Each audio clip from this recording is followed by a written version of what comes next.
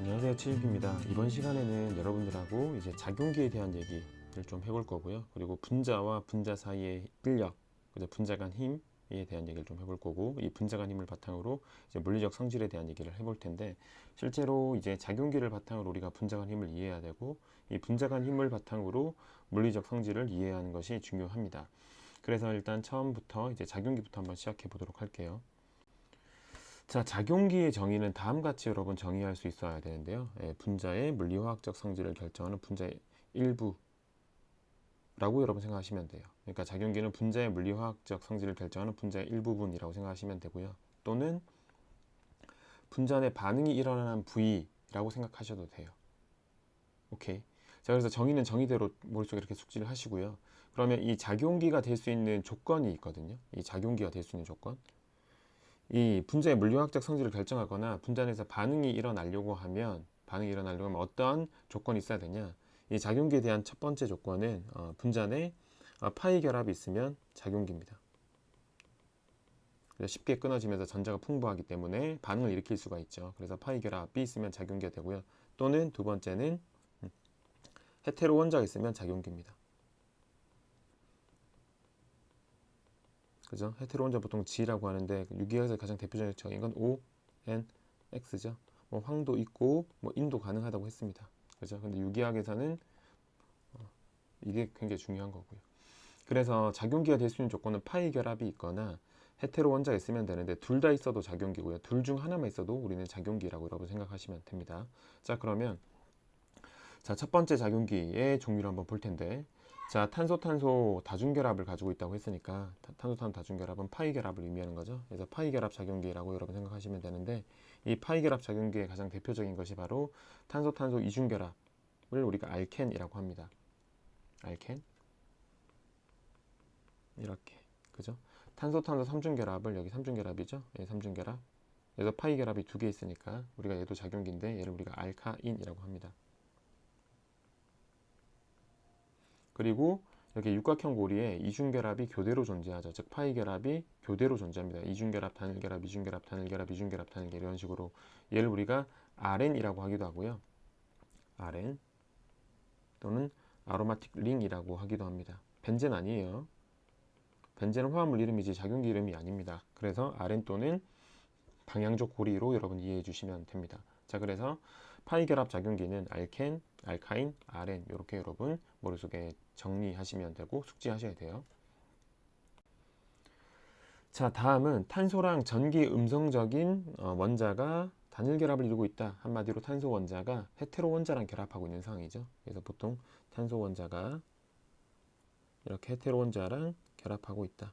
이렇게 생각을 해주시면 되겠습니다. 그래서 일반적으로 여기는 이 공유 결합의 쌍극자가 헤테로 원자 쪽으로 치우치게 되고, 여기는 델타 플러스, 여기는 델타 마이너스, 이렇게 전하 분리가 부분적으로 일어나게 되겠죠. 자, 그러면 어떤 이제 작용기가 있는지 한번 우리가 이름을 보도록 하겠습니다. 자, 여러분 탄소에 이렇게 할로겐이 붙어 있어요. CX 결합의 공유 결합의 CX, 여기 CX, 우리가 얘를 할로젠 알킬이라고 하고요. 보통 우리가 할로젠 알킬이라고 표현하고 얘를 R, X, 탄소사슬에 X가 붙어 있다라고 표현합니다. 두 번째는 탄소사슬에 이렇게 OH기가 있죠. 그죠? 그래서 우리가 얘를 알코올이라고 하고 얘를 탄소사슬에 OH기가 있다. 알코올이라고 표현하고요.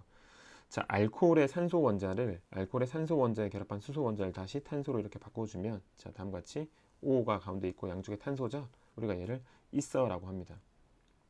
한국말로는 에터라고 하는데요. 에터라고 하는데 영어식으로 표현할 땐 이서라고 표현을 하는 거예요. 자, 그런 다음에 탄소와 질소의 공유 결합이죠. 탄소와 질소의 공유 결합을 우리가 아민이라고 합니다. 아민. 그죠? 그래서 우리가 보통 얘도 아민을 표현할 때 탄소사슬에 이렇게 N, H2 이렇게 표현해도 아민이고요. 아니면 질소에 이렇게 세 개의 원자단이 있는데 여기가 다 수소면 암모니아고요. 이렇게 R 이렇게 되는 거죠. 비공유전상 찍어주면 이렇게 표현합니다. 됐죠? 그런 다음에 이렇게 SH 결합을 가지고 있죠. 탄소의 SH 결합. 그러니까 알코올의 O 대신에 S로 바꿔놓은 거예요. 우리가 얘를 사이올이라고 합니다. 그래서 R, S, H라고 표현하면 되고요. 다음 이서의 산소 원자를 이렇게 황으로 바꿔뒀죠. 얘를 우리가 설파이드라고 합니다. 그래서 R, S, R이라고 합니다. 그래서 특별히 피트에서 중요한 작용기는 얘, 얘입니다.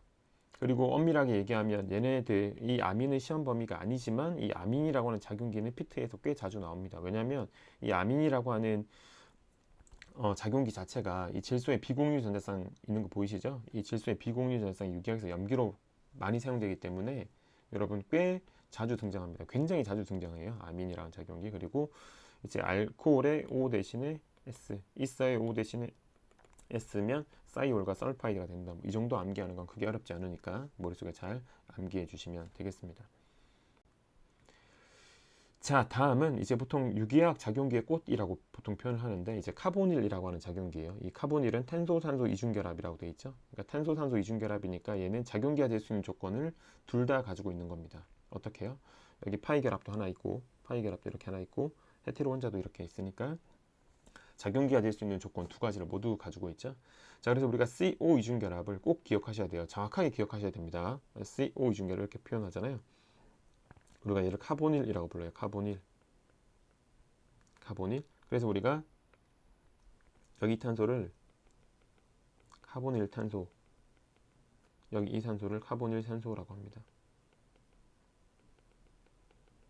꼭 잘 숙지하셔야 돼요. 저랑 의사소통하는데 제가 카보닐 탄소라고 했는데 엉뚱한 탄소 이해하고 계시면 안 되는 거예요. 그래서 카보닐 탄소, 카보닐 산소라고 한다라고 생각하시고요. 지금 보시면 이 카보닐 그룹에는 양쪽에 두 개의 원자단이 붙을 수 있죠. 그죠? 얘가 혼성 sp2니까 하나, 둘, 세 개여야 되잖아요. 두 개의 원자단이 있는데 이 두 원자단 중에 하나가 H잖아요. 이때 우리가 알데하이드라고 합니다.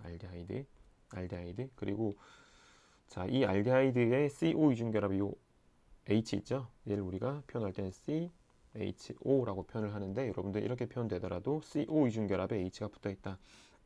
이렇게 생각하셔야 되고요. 자, 다음은 CO 이중결합에 양쪽에 탄소가 붙어 있죠. 우리가 얘를 케톤이라고 합니다. 케톤. 그리고 CO 이중결합에 OH가 붙어 있죠. 요렇게 보는 거예요. 요렇게 보는 겁니다. 요렇게. 우리가 얘를 카복실릭 애시드, 알코올이라고 하지 않아요. 그래서 우리가 보통 CO2 H 이렇게 표현합니다. 그죠? 다음은 카복실릭 애시드의 H를 OH를 이렇게 탄소로 바꿔둔 거죠. 여기 있는 H 대신에 여기 탄소로 바꿔놓은 거죠. 얘를 우리가 에스터라고 표현을 하고요. 에스터. 그리고 얘를 우리가 CO2의 탄소니까 R로 표현하면 되겠죠. 그래서 우리가 에스터라고 표현을 합니다. 자, 그 다음은 크게 중요하지 않아요. 예, O를 S로 바꿨죠. 에스터긴 에스터인데 사이오에스터라고 부르고요. 뭐 얘는 크게 중요하지 않습니다. 자, 다음은 CO 이중결합에 질소가 붙어 있죠. 얘를 우리가 아민이라고 하지 않습니다. CO 이중결합에 직접 질소가 붙어 있으면 이렇게까지 보고 우리가 얘를 아마이드라고 합니다. 중요한 작용기니까 꼭 잘 기억하셔야 돼요. 다음은 이제 CO 이중결합에 여러분 보시면 CL이 붙어 있죠. 예, 보통 여기 X인데요. X라고 표현하는데 보통 CL일 겁니다. 그래서 CO 이중결합에 CL이 붙어 있을 때 우리가 산염화물이라고 합니다. 산염화물이라고 하고요. 영어로는 보통 에시드 클로라이드라고 부릅니다. 에시드 클로라이드 이렇게 돼요. 그죠? 얘도 피트 시험 문제에 나옵니다. 그죠? 그래서 여기에서 지금 이거 제외하고요. 예, 사이웨스터 제외하고는 얘 제외하고는 이거 제외 하고는 모든 작용기들의 이름을 다 외워주시면 됩니다. 그래서 피트에서 특별히 중요한 것은 바로 알데하이드, 케톤, 에스터는 중요합니다. 왜? 반응들이 나와요. 반응들. 얘네들의 반응들이 나옵니다. 시험 문제. 그래서 피트 시험 문제가 좀 까다로워진 거고요. 이 카복실산, 아마이드, 산염화물들의 반응들은 그렇게 많이 없습니다. 거의 없다고 봐도 무방해요. 하지만 얘네들은 자주 등장하는 작용기입니다. 반응 구조 또는 시약에. 아시겠죠? 예, 그러니까 꼭 잘 암기해 주시면 되겠습니다. 자, 그러면 이제 우리가 작용기에 대해서 공부를 했죠. 이 작용기의 종류에 따라서 여러분 뭐가 결정되어지냐면 분자와 분자 사이의 인력이 결정되어집니다. 분자 간 힘이라고 표현하죠. 여기서 가장 중요한 이거예요. 일단 분자 간이에요. 분자와 분자 사이. 그죠? 분자 간 힘이라고 합니다. 자, 다시 한번요. 작용기가 분자와 분자 사이의 힘의 종류와 크기를 결정합니다. 그래서 우리는 작용기를 공부하고 암기하고 작용기에 따라서 어떤 분자 간 힘이 있는지를 한번 생각을 해볼 텐데요. 우리가 공부하는 유기분자는 유기화합물이죠. 유기분자는 크게 세 가지의 분자 간 힘이 있어요. 첫 번째가 분산력이라고 부르는 반데르발스 힘이 있고요. 반데르발스에서 VDW라고 부르고, 우리가 쌍극자 상호작용 또는 이중극자 상호작용이라고 해서 다이폴 인터랙션이라는 DD가 있고요. 그리고 이것도 익숙하죠. 하이드로젠 본딩이라고 하는 수소 결합이 있습니다.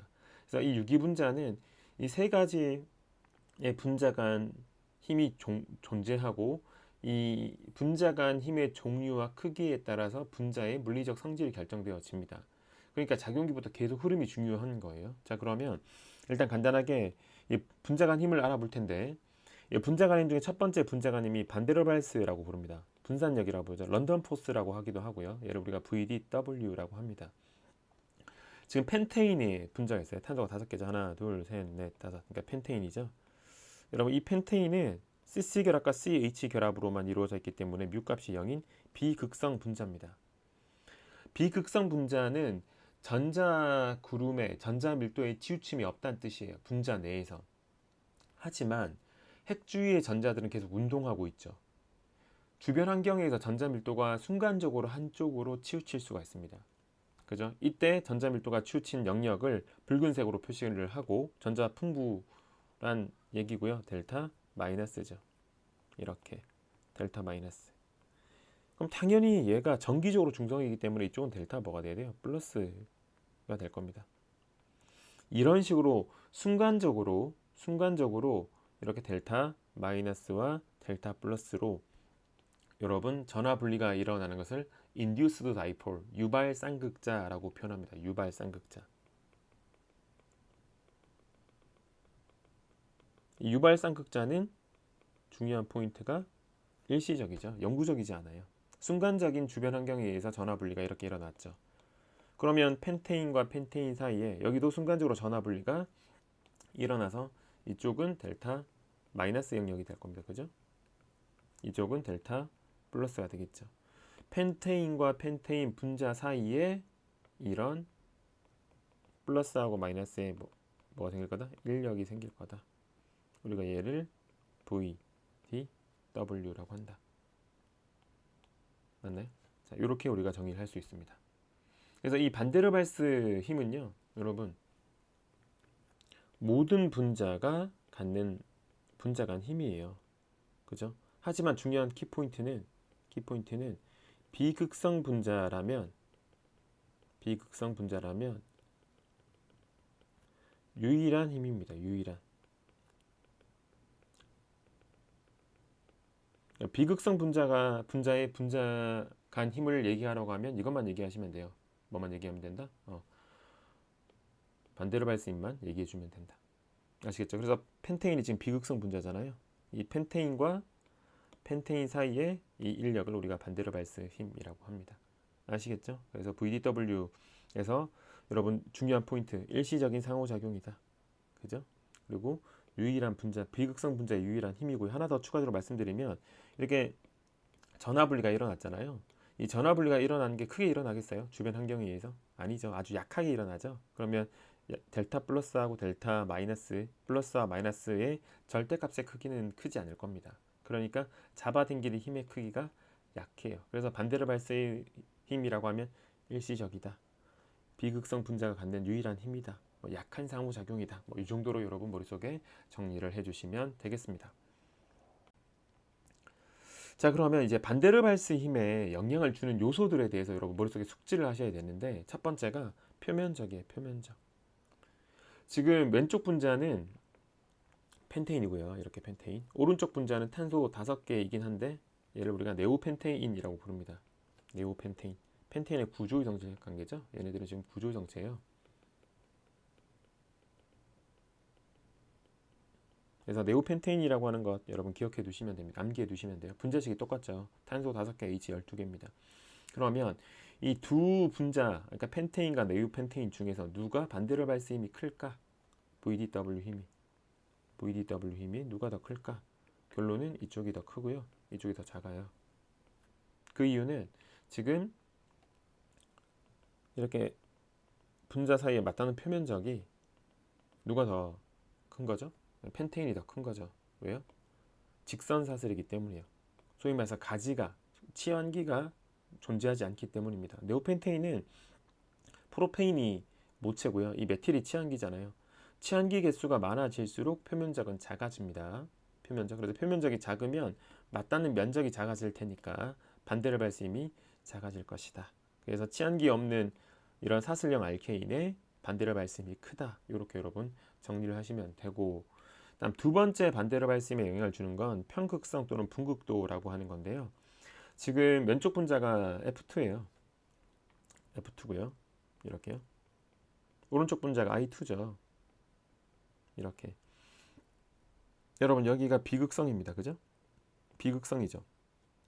비극성 분자가 갖는 유일한 힘이 무슨 힘이라고요? 반데르발스 힘이라고요.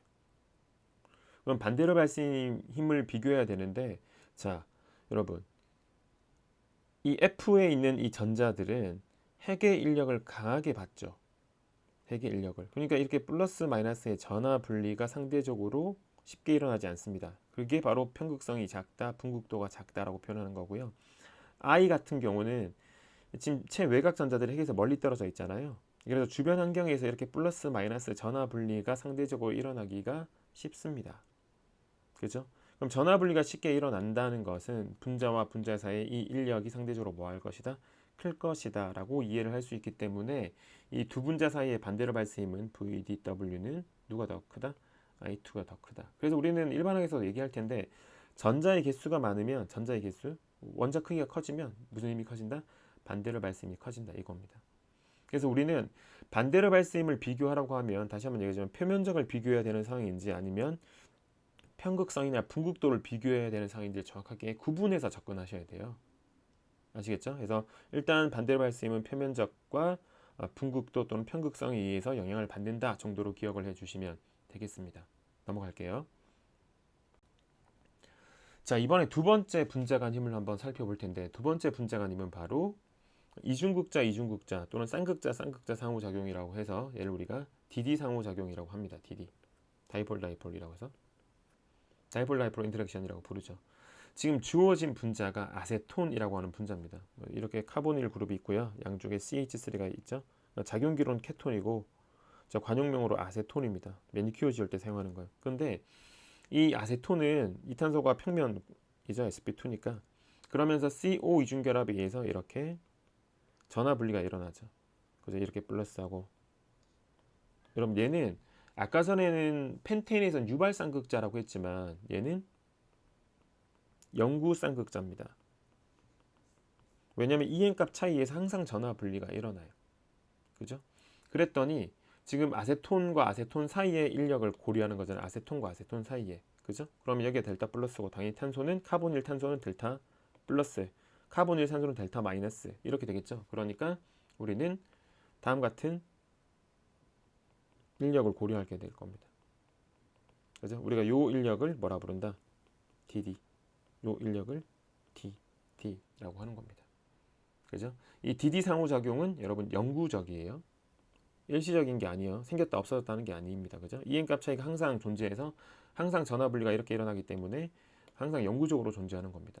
그러면 잘 이해했다면 이 아세톤이라고 하는 분자에 존재하는 분자 간 인력이 무엇일까라고 생각하면, 첫 번째는 모든 분자가 갖는 분자 간힘이 VW죠. 그런 다음에 아세톤 분자는 극성 분자입니다. 극성. 그래서 이 뮤 값이 0이 아닌 분자죠.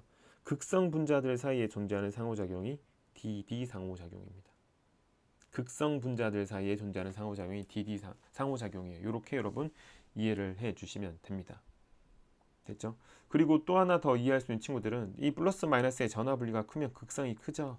극성이 큰 분자일수록 DD 상호작용의 크기도 또한 뭐 할 것이다? 커질 것이다. 이렇게 이해할 수 있으면 엑설런트 합니다. 넘어갈게요. 자, 다음은 분자 간힘 중에 이제 세 번째 분자 간힘인데요. 수소 결합입니다. 하이드로젠 본딩이라고 해서 우리가 보통 HB라고 합니다. 이제 이게 또 수소 결합이라고 하니까 여러분, 얘는 화학 결합이 아니에요. 화학 결합, 공유 결합, 뭐 이온 결합의 종류가 아니라 얘는 분자 간 힘을 나타내는 겁니다. 분자 간 힘. 아시겠죠? 자, 그러면 이 수소 결합의 정의가 굉장히 중요한데, 정의를 있는 그대로 암기하는 건 굉장히 중요합니다. 여러분, 수소 결합의 정의는 다음과 같이 EN 값이 큰 원자, 유기학에서는 보통 O, N, 뭐 F인데 근데 F는 크게 또 중요하지 않아요. 뭐 HF밖에 안 되기 때문이죠. O나 N이 중요합니다. 유기학에선. 전기 음성도 큰 원자의 비공유 전자쌍이랑 오케이. 그리고 더 중요한 거 EN 값이 큰 원자의 결합한 수소 원자 사이의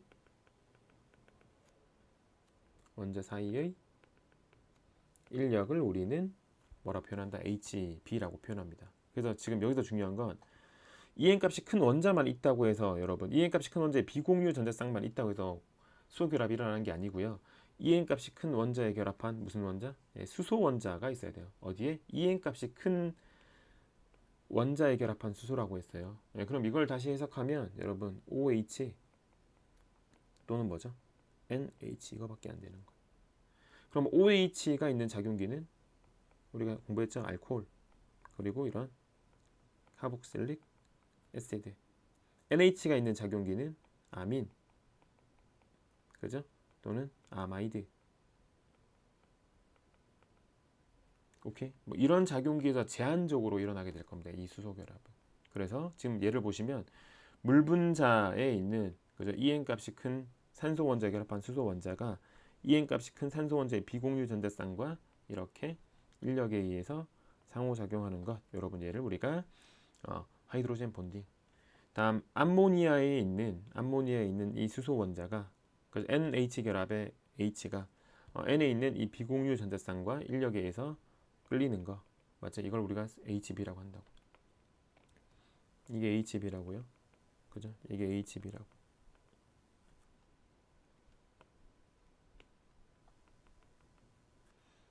다음은 알코올과 알코올 사이에 알코올하고 알코올 사이죠. EN 값이 큰 원자의 수소 원자하고 EN 값이 큰 원자의 비공유 전자쌍이 이렇게 인력에 의해서 붙들리는 거.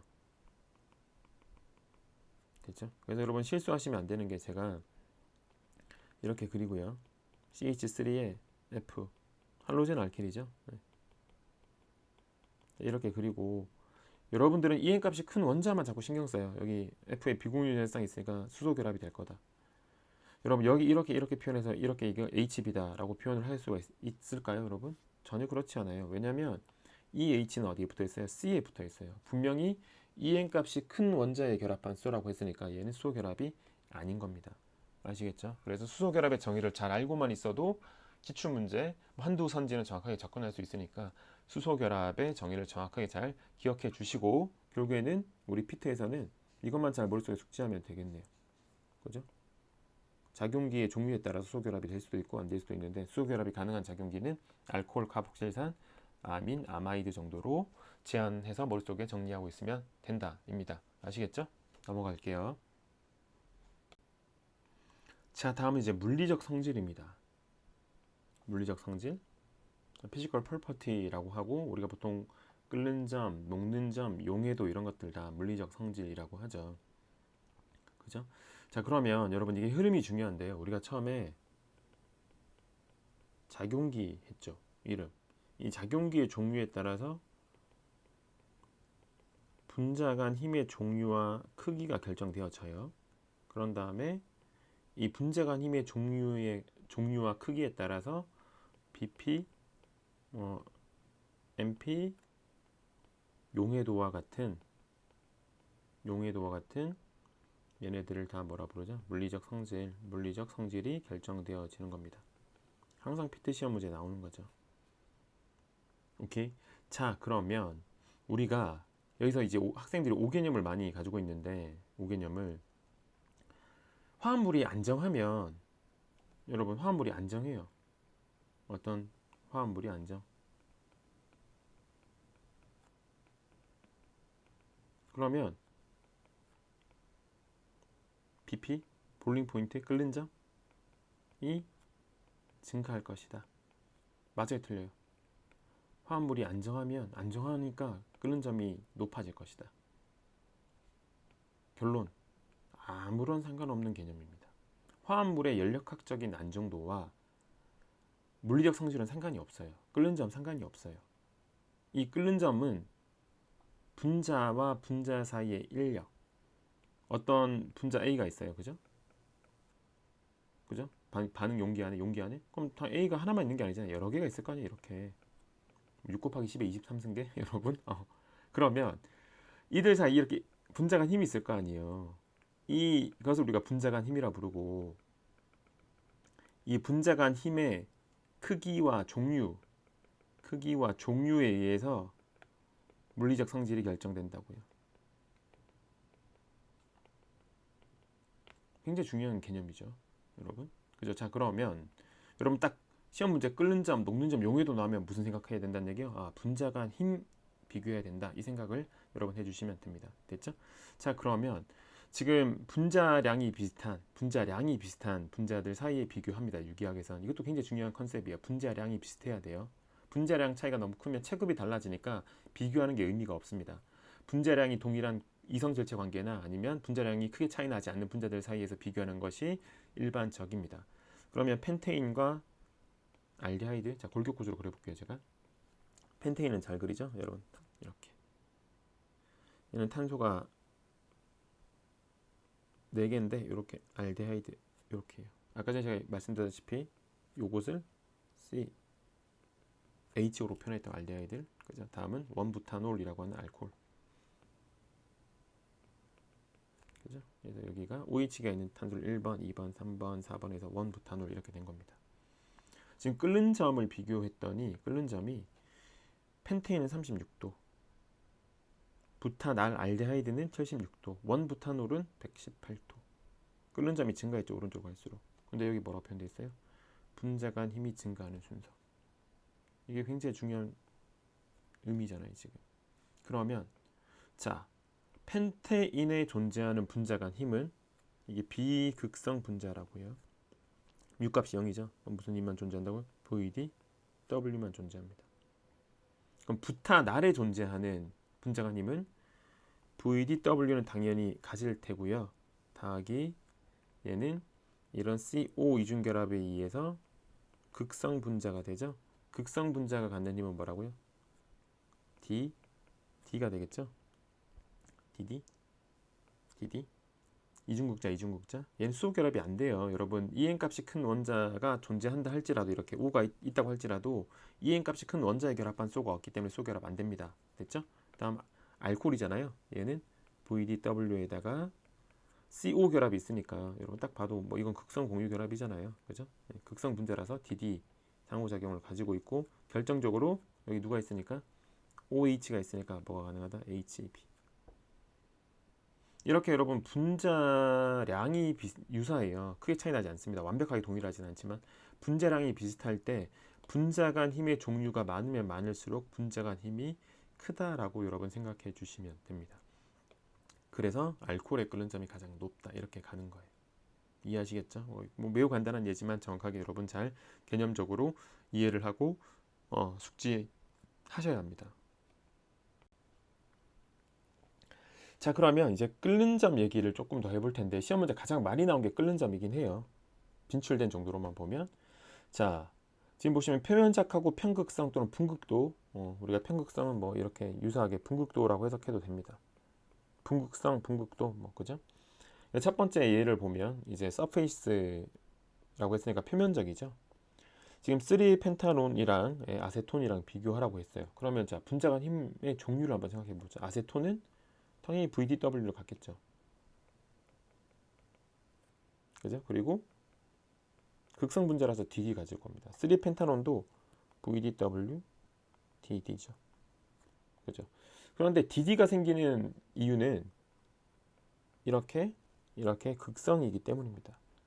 여기도 CO 이중결합, 여기도 CO 이중결합 똑같잖아요. 그러니까 지금 우리는 여기에서 분자간 힘의 크기가 결정되어질 거라 생각하지 않는 거예요. 그렇다면 어디에서? 이 반대로 발생을 비교해야 되는데, 반대로 발생에 영향을 주는 게 몇 개 있다고요? 2개. 표면적과 분극도, 편극성. 그러면 얘는 이런 표면적을 갖는 거고, 탄소 사슬이 이렇게요. 그죠? 얘는 탄소 3개짜리 표면적을 갖잖아요. 표면적이 누가 더 커요? 이쪽이 더 크죠. 그래서 표현하기로 표면적이 크다, 볼링 포인트가 높다. 그래서 오른쪽이 더 그래서 여러분 이 두 분자 사이의 끓는 점 비교를 했을 때 끓는 점에 지대한 영향을 주는 힘은 뭐다? 끓는 점 차이를 나타낸 끓는 점 차이가 나게끔 하는 분자간힘은 DD가 아니라 VDW입니다. 아시겠죠? 자, 다음 B는요. 시험 문제도 나왔어요. 기출문제. 이게 분극도라고 해석하는 거예요. 편극성. 얼마나 폴라라이저블 하냐, 분극이 잘 되냐, 전화 분리가 잘 되냐. 지금 할로젠 알킬에 CI 결합이 있습니다. 그죠? 그럼 쌍극자 모멘트가 X 쪽으로 치우치기 때문에 이렇게 될 거고요. 이렇게 될 겁니다. 그죠? 그럼 극성이죠, 둘 다. 그러니까 기본적으로 반대로 발생힘을 가질 거예요. 그리고 극성 분자니까 D를 가지겠죠. 이렇게 되죠. 그죠? 근데 제가 여러분한테 어떤 표현을 했냐면 DD가 크면 클수록 DD 상호작용이 크기가 커질 겁니다. 그죠? 극성이 크면 클수록 극성이 크면 클수록 DD 상호작용이 크기가 커질 거예요. 그죠?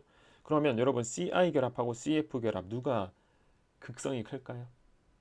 CI 결합과 CF 결합 중에 여러분 대부분 CF라고 하겠죠. 초이생들은. 왜? F가 E인 값이 크니까. 그런데요, 여러분 지금 원자 사이의 결합이 되건 분자의 극성이 되건 결합의 극성이 되건 분자의 극성이 되건 이 극성의 크기를 정량적으로 우리가 계산할 땐 뮤라고 표현하고 Q 곱하기 D라고 합니다. 이 Q는 부분 전하량.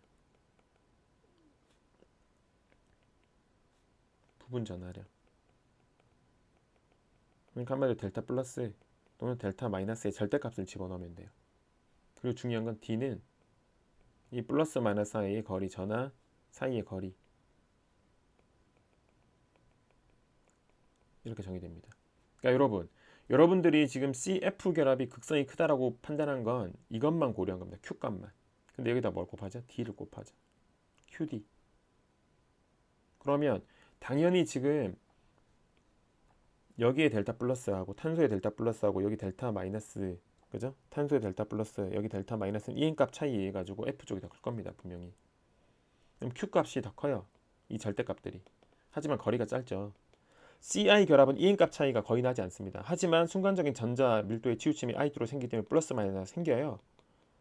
이때 이 델타 플러스와 델타 마이너스 크기는 작을 겁니다. 하지만 약하게 전화 분리가 일어난다 할지라도 거리가 멀어요. D값이 커요. 결론, 여기 D나 여기 D나 유사합니다. 물론 이쪽이 약간 더 커요. 이쪽이 약간 더 크지만 크게 차이 나지 않아요. 근데 만약에 여러분 얘가 DD 값이 크면 끓는 점 이쪽이 더 높아야겠죠? 근데 훨씬 낮아요. 훨씬 마이너스 78도니까. 그러니 여기서 얘기하는 것은 DD 상호작용의 크기가 끓는 점에 지대한 영향을 주지 않을 뿐더러 이 CI 결합과 CF 결합의 DD 상호작용은 유사하답니다. 유사하다. 그래서 우리가 할로젠 알킬 가면 자세하게 공부할 텐데 RX 있잖아요. F, Cl, Br, I가 있잖아요. 이 DD 뮤값이라고 표현하게 되겠죠. 쌍극자 모멘트 뮤 쌍극자 모멘트 거의 유사합니다. 유사. 그리고 굳이 따지면 암기적인데 얘가 쌍극자 모멘트 가장 큰 1등, CL이 1등이고 얘가 2등, 얘가 3등, 얘가 4등입니다. 근데 아주 드라마틱한 차이가 나진 않아요. 그래서 거의 유사하다라고 해석하시면 됩니다. 이 부분은 우리가 통합 필수 이론 가서 다시 공부할게요. 자, 그러면 지금 얘랑 비교하는 것이 타당하지 않으니 지금은 누굴 비교해야 돼요? 이거 비교해야 돼요. 그러면 핵에서 멀리 떨어진 전자를 가진 I하고 핵에서 가까운 전자를 가진 F, 누가 더 폴라라이저블해요? 당연히 I 쪽이 더 폴라라이저블하죠. 핵에서 최외곽 전자가 멀리 떨어져 있으니까 핵에 대한 인력이 상대로 작은 전자들이 존재하니까. 그래서 반대로 발생이 어느 쪽이 커지냐? CI 결합 쪽이 더 커집니다. 그래서 끓는 점도 당연히 CI 결합이 더 커요. 이제 아이오도 메테인의 끓는 점이 훨씬 높죠. 지금 보세요. 얘가 42도인데 얘는 마이너스 78도니까요. 됐죠? 오케이. 자, 그래서 지금 B는 MD 기출문제 이미 나왔습니다. 그래서 간단하게 정리를 해드리면 암기하는 거 아니에요. 뭐 경향성을 뭐 숙지하는 건 맞긴 한데 왜 그런지에 대해서 정확히 이해하고 암기하셔야 돼요. F, CL, BR 이렇게 I가 있잖아요. 그럼 이렇게 내려올수록 결론은 BP 증가입니다. 오케이? 왜냐면 VDW가 증가하기 때문입니다.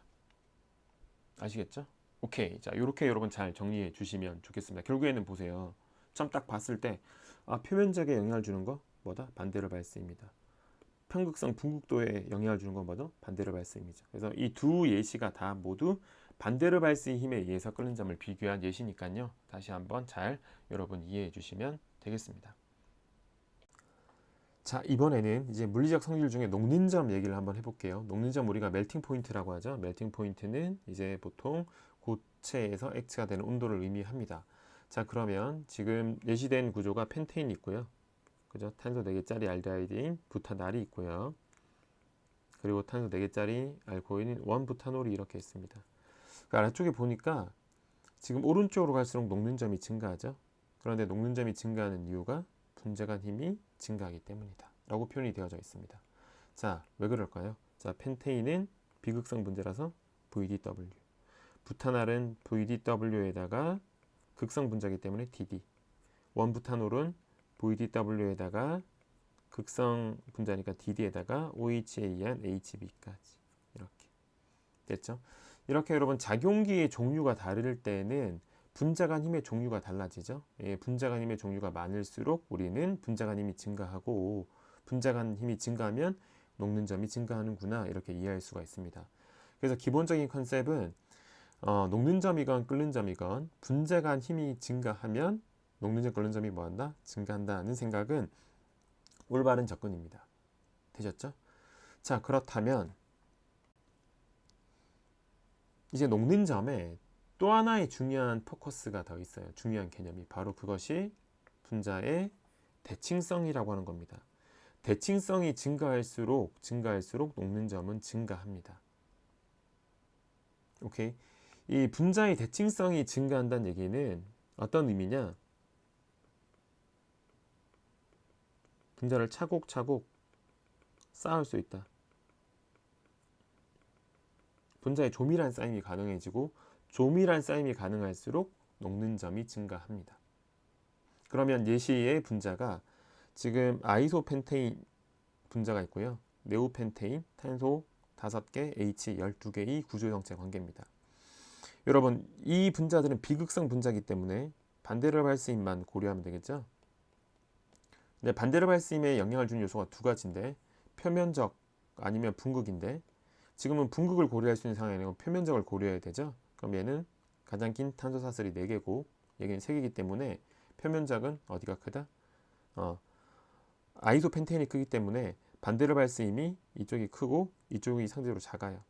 그렇다면 만약에 분자간 힘에 의해서 지금 녹는 점이 결정되어진다고 하면 아이소펜테인의 녹는 점이 높아야 되나? 지금 주어진 녹는 점은 딱 보는 순간 어디가 훨씬 높아요? 네오펜테인이 훨씬 높아요. 그러니 분자간 힘보다 더 중요한 요소가 있다는 얘기죠. 바로 그 중요한 요소가 분자의 뭐가 된다? 대칭성이란 얘기예요. 자, 그러면 지금 대칭성을 우리가 어떻게 판단할 것인가에 대한 얘기를 한번 해봐야 되는데 지금 여러분 탄소 왼쪽 아이소펜테인은 주사슬이 탄소 4개죠. 그리고 여기 CH3가 치안기로 하나 있는 거죠. 네오펜테인은 탄소 3개가 모체고 여기 CH3, 여기 CH3가 치안기로 2개가 있습니다. 여러분 표면적 관점에서는 치안기가 적을수록 표면적이 넓어요. 근데 치안기가 많을수록 표면적은 줄어드는데 치안기가 많을수록 분자는 구형태에 가까워집니다.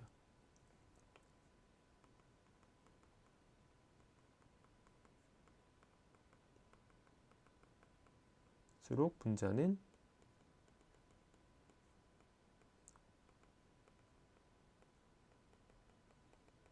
가까워집니다. 여러분 9라고 생각하면 가장 대칭성이 커요.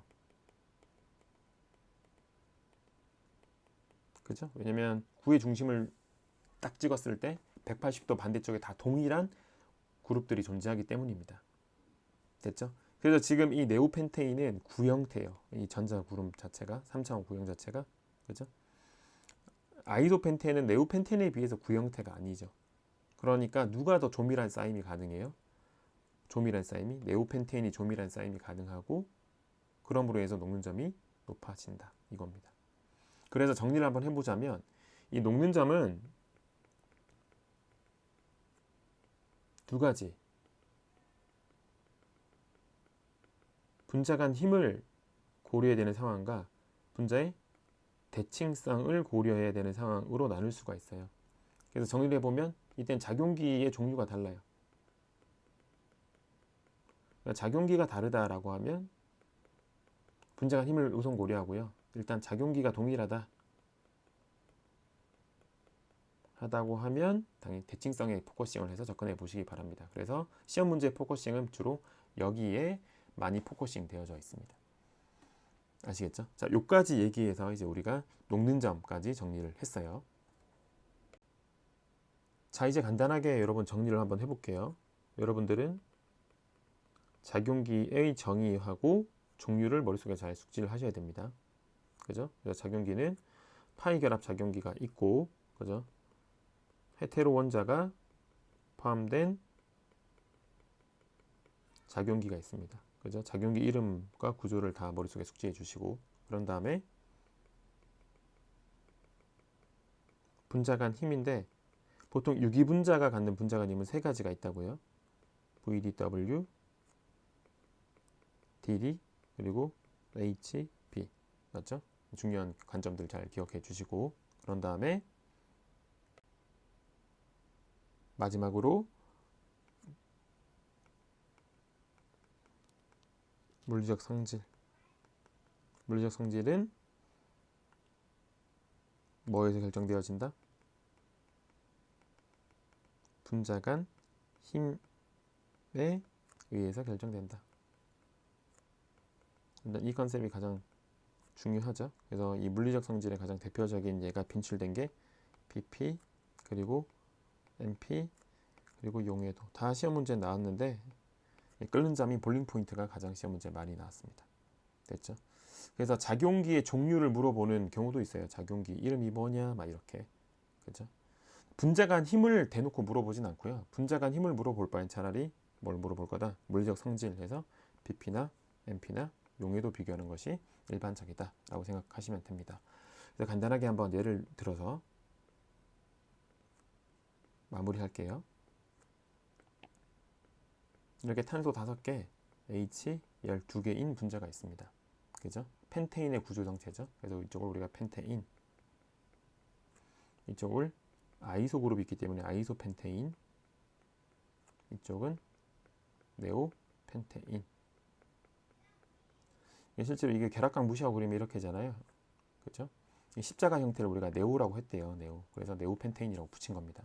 자, 그러면 처음에 BP. 자, BP는 철저하게 뭐만 고려한다? 분자 간 힘만 고려하면 되는데 지금은 비극성 분자이기 때문에 반데르 발스의 힘만 고려하면 되겠죠. 그러면 우리는 탄소 5개가 연속된 사슬, 탄소 4개, 탄소 3개. 분자와 분자가 맞닿았을 때 표면적이 가장 넓은 것이 바로 펜테인, 아이소 펜테인, 네오 펜테인. 이렇게 될 겁니다. 펜테인의 끓는 점이 가장 높아요. 자, 그런데 이제 MP로 가면 작용기의 종류가 똑같죠? 그러면 분자 간 힘이 중요하면 이 순서대로 가져야 돼. 1등, 2등, 3등. 그런데 그렇지 않다는 얘기예요. 가장 구형태가 누구예요, 여러분? 네오펜테인입니다. 그러니까 네오펜테인의 3차 모형은 이렇게 둥글 거란 얘기예요. 9. 그죠? 그런 다음에 1등이 가장 중요하고 2등, 3등은 중요하지 않는데 크게 이쪽이 펜테인이 그래도 더 조밀한 싸움이 가능하고요. 아이소 펜테인이 3등 이렇게 됩니다. 그죠? 그러니까 여기서는 분자 간 힘이 아니라 뭐 고려한 거라고요? 대칭성 고려해서 우리가 문제를 푼 겁니다. 이것도 기출문제 나왔고 굉장히 쉬운 문제였죠. 여러분 굉장히 지금 기본적인 문제인데 6개월 처음 하는 친구들은 개념을 잘 숙지하고 여러분 것으로 만드셔야 됩니다. 아시겠죠? 자, 그러면 이번 시간은 작용기하고 분자 간 힘하고 물리적 성질에 대한 얘기를 정리했고요. 우리가 통합 필수이론 시간에 좀 더 자세하게 공부하도록 하겠습니다. 여러분 수고하셨습니다.